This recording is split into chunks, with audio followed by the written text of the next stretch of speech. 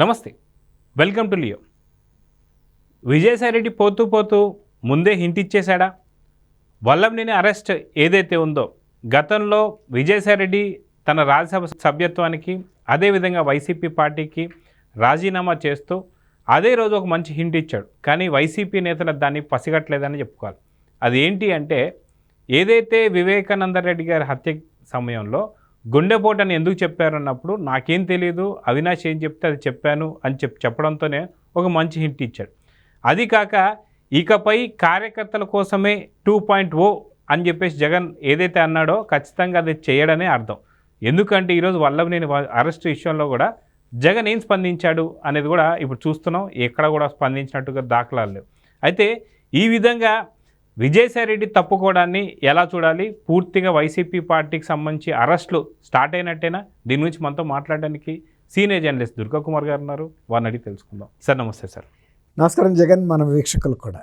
Sir, మనం చూసుకుంటే YS Jagan ఏ ప్రణాళిక వేసినా, ఏ మాట మాట్లాడినా దాని వెనుక చాలా పెద్ద అంతరార్థం ఉంటుందని చెప్పుకోవచ్చు. గతంలో మా అక్క చెల్లెళ్ళు, మా ఎస్టీలు అని చెప్పేసి అన్న వాళ్ళందరూ కూడా సొంత అక్క చెల్లెళ్ళని కానీ సొంత తల్లిని కానీ వీళ్ళెవరిని కూడా పట్టించుకొని పోయినా మనం చూస్తూ వస్తున్నాం. ఇదంతా ఒక పక్కనైతే ఇప్పుడు విజయసాయిరెడ్డి తప్పుకోవడం ఎలా చూడాలి? తప్పుకున్న కొద్ది రోజుల్లోనే వంశీ అరెస్ట్ని ఎట్లా చూడాలి? ఇక్కడ వంశీ అరెస్ట్తోనే ఆగిపోతుందా లేదా ఇంకా ముందుందా ముసల పండుగ అంటే ఏం చెప్తారు? ఇప్పుడు విజయసాయిరెడ్డి గారి గురించి చెప్పాలి అంటే, విజయసాయిరెడ్డి గారు చాలా తెలివిగలడు. ఇప్పుడు ఆయన వైఎస్ఆర్సీపీ పార్టీలో ఆయన చేసినటువంటి త్యాగం కానీ, ఆయన చేసినటువంటి ప్రణాళికలు కానీ, ఆయన జగన్మోహన్ రెడ్డి గారికి నమ్మకంగా వ్యవహరించిన తీరులో కానీ, ఆయన ఇతరుల పట్ల ఎవరితో ఎట్లా వ్యవహరించారనేది వేరే మాట.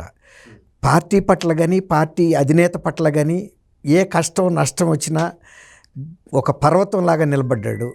ఆయన 3 తరాల నుంచి కూడా ఆ కుటుంబానికి ఒక నమ్మకమైన వ్యక్తిగా మెలిగానని తను కూడా చెప్పుకున్నాడు. ఆ మాట వాస్తవం కూడా. ఎందుకంటే ఆయన క్విడ్ ప్రోకో ద్వారా సంపాదించిన 5 సంవత్సరాల్లో కొన్ని వేల కోట్లని క్రమబద్ధీకరించి దానికి ఒక స్కీమ్ ప్రకారం ఒక రూపు తీసుకొచ్చిన వ్యక్తిగా, రూపశిల్పిగా విజయసాయిరెడ్డి చెప్పుకోవాలి. అది తప్ప ఒప్ప అని నేను అంటలేదు. తెచ్చిన అక్రమ సంపాదనని ఎక్కడ దాచిపెట్టాలి, ఏఆర్లో ఎక్కడ పెట్టాలి, ఎట్లా చేయాలని సర్దుబాటు చేశాడు. అది జగన్మోహన్ రెడ్డికి పెద్ద సహాయం జరిగింది. దాని మూలన ఆయన 15 నెలల పాటు జైల్లో కూడా ఉన్నాడు. అయినా కూడా ఆయన ఏ రోజు నేను తప్పు చేశానన్న భావన తనకి రాలేదు. ఎందుకంటే నేను నమ్మిన కుటుంబానికి నేను చేశాను. తర్వాత దాని మూలన స్వామి కార్యం స్వకార్యం అని ఆయన కూడా సంపాదించుకున్నాడు. ఆ మాట కూడా చెప్పాడు. నేను వాళ్ళ కుటుంబానికి 3 తరాలు నమ్మకంగా పనిచేశాను. దాని మూలన నేను కూడా అనేక రకాలుగా పెరిగాను. అంటే రాజకీయంగా పెరిగాడు, ఆర్థికంగా పెరిగాడు, పలుకుబడి పెరిగింది, హోదా పెరిగింది, అన్నీ పెరిగినాయి. కానీ ఆయనే కొన్ని వివాదాల్లో కూడా చిక్కున్నాడు. అంటే జగన్మోహన్ రెడ్డి గారి మీద ఆయనకి ఎంత నమ్మకం అంటే, నేను ఏ పని చేసినా జగన్మోహన్ రెడ్డి గారు నాకు దన్నుగా నిలబడతాడు అని నమ్మాడు. ఆయన నమ్మబట్టే ఇన్ని అక్రమాలు చేసినా కూడా జగన్మోహన్ రెడ్డి గారిని గుడ్డిగా నమ్ముతూ వచ్చాడు. అది పరాకాష్ఠకి ఎప్పుడు వెళ్ళిందంటే, చంద్రబాబు నాయుడు గారు కాకినాడ పోర్ట్ అండ్ సెస్ విషయంలో వీళ్ళు అక్రమంగా దాన్ని వాళ్ళ అల్లుడి సంస్థకి కొనుగోలు చేయించారు, అరవిందో ఫార్మాకి. అది బలవంతంగా ఆయన మీద దౌర్జన్యం చేసి సంతకాలు పెట్టించారు, ట్రాన్స్ఫర్లు చేయించారు. అది కేసు నమోదైన తర్వాత మనిషి షేక్ అయ్యాడు. ఏమైందంటే, ఇప్పుడు కనుక ఇది మళ్ళీ కదిలిందంటే నా పాత కేసులు అనేకం వస్తాయి, వైజాగ్లో చేసిన కేసులన్నీ బయటకు వస్తాయి. పని ఇవన్నీ వస్తున్నప్పుడు జగన్మోహన్ రెడ్డి నాకేమన్నా సపోర్ట్ చేస్తాడా అన్నప్పుడు ఆయన రాజకీయ లబ్ధి ఆయన చూసుకుంటాడు తప్ప ఇంకొక విషయం అయితే చూడ్డు. అది సొంత తల్లి చెల్లి విషయంలోనూ బాబాయ్ విషయంలో ఆయన దగ్గరగా ఉండి చూశాడు. జగన్మోహన్ రెడ్డి గారి గురించి విజయమ్మ కన్నా ఎక్కువ తెలిసిన వ్యక్తి ఎవరన్నా ఉన్నారు ప్రపంచంలో అంటే అది విజయసాయిరెడ్డి. అందువల్ల విజయసాయిరెడ్డి గారికి ఎప్పుడు అనుమానం వచ్చిందంటే, నేను చంద్రబాబు నాయుడు గారు కనుక బతికుంటే 2029లో ఆయన్ని మళ్ళీ జైల్లో పెడతాను, ఇంకా ఏదో చేస్తాను అనే పిచ్చి భ్రమంలోకి వెళ్ళినప్పుడు కొంతమంది శ్రేయోభిలాషులు ఒక సలహా చెప్పారు. ముందు నువ్వు కాకినాడ లాంటి కేసులో ముందు బయటపడే చూసుకో, నువ్వు చాలా డీప్గా ఇరుక్కుపోతావు, నీకు ప్రాణాపాయం కూడా ఉంటుంది. ఎప్పుడు నువ్వు ఏ2గా ఉన్నావు, అంటే రేపు విచారణలో నువ్వు పెట్టిన సర్టిఫికెట్లు అన్నీ నువ్వు అక్కడ అప్రూవర్గా మారాల్సి వస్తుంది. అది చూపించినప్పుడు ఎవిడెన్స్ నువ్వు ఇచ్చిన సర్టిఫికెట్ అయినా కాదా అంటే కాదని చెప్పలేడు కదండి. తను సర్టిఫై చేసిన అన్నీను అనేక ఎవిడెన్సెస్ ఉంటాయి. అలాంటి సందర్భంలో నీ ప్రాణానికి ఎంత రక్షణ ఉందో లేదో చూసుకోమని ఆయన కుటుంబ సభ్యులు శ్రేయోభిలాషులు చెప్పినప్పుడు ఆయన బుర్ర గిర్రం తిరిగింది. తర్వాత ఇంకోటి ఇక్కడ మనం గమనించాల్సింది ఏంటంటే కాకినాడ పోర్టుకి సంబంధించిన కేసులో ఆయన ఛాలెంజ్ చేయడానికి సిద్ధపడలేక కేవీ రావు గారికి హ్యాండ్ ఓవర్ చేసేసి దండం పెట్టి ఇక ఈ కేసుల నుంచి నన్ను తప్పించండి మహాప్రభు అనే పరిస్థితికి వెళ్ళింది. సహజంగా ట్రాన్స్ఫర్ అన్నీ చేయించేసుకున్న తర్వాత ఎవరు కూడా కక్కరు. ఒకసారి కొండ సెలవు మింగటమే తెలుసు కానీ కక్కటం తెలీదు. కానీ ఇక్కడ పరిస్థితిలో కొండ సెలవు రివర్స్లో కక్కింది అంటే దాని ప్రాణానికి ముప్పు వచ్చింది. తను మింగాల్సిన దానికన్నా పెద్ద మింగినప్పుడు కొండ సెలవు కానీ తాసిపాము కానీ మొత్తం కక్కేస్తాయి, మీకు తెలుసు కదా. అదే ప్రకృతి ఇక్కడ కూడా పనిచేసింది. ఈ పరిస్థితుల్లో విజయసాయి రెడ్డి గారికి అర్థమైంది ఏంటంటే ఇక నేను ఇప్పటికైనా సరే నా స్థానంలో నేను ఉండాలి. ఏదో జగన్మోహన్ రెడ్డి నాకు మెచ్చి మేకతోళ్ళు కప్పుతాడనే నమ్మకం పెట్టుకోవద్దు అనేసి అని పార్టీకి కూడా తను దూరంగా ఉంటున్నానని, ఇంకా నేను ఈ రాజకీయాల్లోనే ఉండనని ఒక మెసేజ్ చెప్పదలుచుకున్నాడు. రెండోది పార్టీ కార్యకర్తలకు కూడా ఇక ఈ పార్టీ బతికి బట్టకట్టదు, జగన్మోహన్ రెడ్డి మిమ్మల్ని కాపాడలేడు, ఇంత నమ్మి నా జీవితాన్ని తను ప్రొఫెషనల్ని కూడా డిబార్ చేయమని కూడా రాశారు చార్టెడ్ అకౌంటెంట్ సంఘం వాళ్ళు. ఈయన ఇచ్చిన కొన్ని సర్టిఫికెట్లు ఈ కేసుల మూలన. అంటే కెరీర్ కూడా పోద్ది. ఇప్పుడు పెద్ద విషయం కాదు కెరీర్ పోతే, ఎందుకంటే ఆయన సంపాదించాల్సిన దానికన్నా కొన్ని వేల రెట్లు సంపాదించాడు. కానీ మొదట్లో ఆ పరిస్థితి కాదు. ఆ రోజు ధైర్యం చేసిన రోజుల్లో ఆయన మద్రాసులో నుంచి ఇప్పుడు ఇక్కడికి షిఫ్ట్ అయిపోయి ఇన్ని రకాలుగా పెరిగిన తర్వాత ఇవాళ జగన్మోహన్ రెడ్డి తల్లికి చెల్లికి చేస్తున్న పరిస్థితి, బాబాయినేమో కూల్గా లేపేసి అది గొడ్డలతో నరికి ఈయనతోనే చెప్పించారు గుండెపోటని. ఆయన మొన్న రాజీనామా తర్వాత ఆ మాట కూడా చెప్పాడు, అసలు నేను అందులో నాకు అసలు ఏమీ తెలియదు, ఏ పాత్ర లేదు, అవినాష్ రెడ్డి చెప్పమంటే నేను చెప్పానని చెప్పాడు. అంటే ఒక రకంగా సిబిఐకి కూడా హింట్ ఇచ్చాడు, మీరు నన్ను పిలిచి ఇంటరాగేట్ చేయండి, నేనే చెప్పా కదా, నేనే చెబుతాను ఎవరు చెప్పారో, అప్పుడు మీరు ఆ మనిషిని కూడా ఇంటరాగేట్ చేయండి, తెలుస్తుంది, అంతే కదా. అప్పుడు ఆయనకి ఎవరు చెప్పారో చెబుతారు. చాపా ఎందుకు ఎండలేవు అంటే ఇదివరకు మీరు ఉన్నప్పుడు ఉందో లేదో కదా. ఇప్పుడు ఆ కథ చివరికి ఎక్కడికి వెళ్తుందంటే నా పుట్టలో ఏలు పెడితే కుట్టినా అని. అట్లాగే అసలు ఎవరు చేయించారనే వ్యక్తులు బయటపడతారు అప్పుడు. అందువల్ల మీరు అడిగినట్టు విజయసాయి రెడ్డి గారు రాజీనామాని ఎట్లా చూడాలంటే విజయసాయి రెడ్డి గారు బహుముఖ వ్యూహంతో చేశాడా అనిపిస్తుంది. తను రక్షించుకోవడంతో పాటు తనకి దెబ్బ కొట్టాలనుకున్న జగన్మోహన్ రెడ్డిని కూడా ఐసు ముక్కతో ఆయన పేక్కొచ్చాడు. తర్వాత వెళ్ళి షర్మిల కలిశాడు.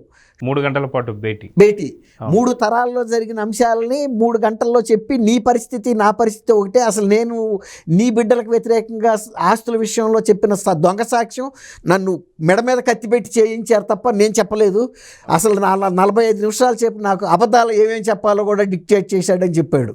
ఒక ఆడిటరు, ఆయనకన్నా పెద్ద వయసు, అన్ని కేసుల్లో ఆయన్ని బయటేసింది ఆ క్విడ్ ప్రోకో కేసులు అన్నిటికీ ఆర్కిటెక్ట్ ఆయనే. అయినా కూడా అబద్ధాలు ఎలా చెప్పాలనేది జగన్మోహన్ రెడ్డి గారు. ఆ తర్వాత జగన్మోహన్ రెడ్డి గారు ప్రజలకు ఇచ్చిన సందేశం ఏంటంటే మన బిడ్డలకు అబద్ధాలు చెప్పడం నేర్పకూడదు, మనం వ్యక్తిత్వం నేర్పించాలి, తర్వాత విశ్వాసం విశ్వసనీయత నేర్పాలన్నాడు. సీసాలో కనుక నీళ్లు కింద పడిపోతే వాటిని ఏరుకోవటం కష్టం, అట్లాగే వ్యక్తిత్వం కోల్పోతే ఏరుకోలేమని చెప్పాడు. ఇప్పుడు ఆయన నీళ్ల సీసాలో వ్యక్తిత్వం కూడా కింద పడిపోయింది పూర్తిగా. ఇప్పుడు నీ పక్కనున్న సహనిందితుడు విజయసాయి రెడ్డి ఏం జరిగిందో చెప్పి, అమ్మ నేను నీ పట్ల అన్యాయం చేయాలన్న భావన నాకు లేదు, నేను ప్రెస్ కాన్ఫరెన్స్ పెట్టను మొర్రో అంటే కూడా నువ్వు పెడతావా పెట్టవా అని నన్ను బెదిరించాడు, ఆ పరిస్థితుల్లో నేను పెట్టానే తప్ప నీ బిడ్డలకు అన్యాయం చేయక్కల. ఇంకోటి ఏంటంటే శంకులో పోస్తే కానీ తీర్థం అవదంటారు చూసారా.